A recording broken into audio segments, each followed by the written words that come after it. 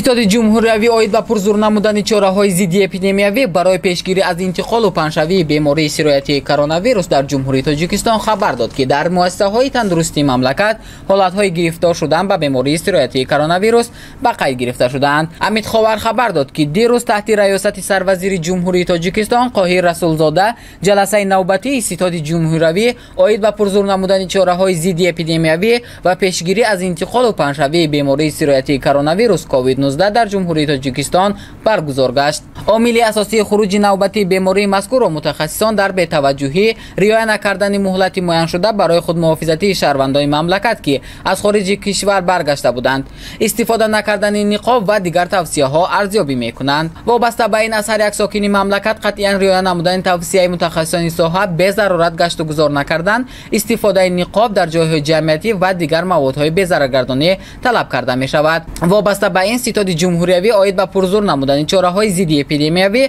و پیشگیری از انتقال و پنه‌شوی بیماری سرایتی کرونا ویروس کووید 19 در جمهوری تاجیکستان قرارهای دخلدار از جمله پرزور نمودن هماهنگی فعالیت وزارت و اداره‌های دخلدار در سمت نظارت رعایت قاعده‌های گیگینی شخصی و جمعیتی از جانب ساکنان، نظارت مرکزهای خدمت رسانی و فرهنگی، اندیشیدن چاره‌های قطعی پیشگیری کننده و ضد اپیدمیکی، رعایت قاعده‌های سانیتاری و گیگینی پیشگیری کننده و ضد اپیدمیکی هنگام گذراندن توی معرکه‌ها و مراسم دفن، همچنین با مقصد پیشگیری پنه‌شوی بیماری سرایتی کرونا ویروس اندیشیدن چاره‌های ضروری هنگام انجام دادن پروازهای بین‌المللی را قبول نمود.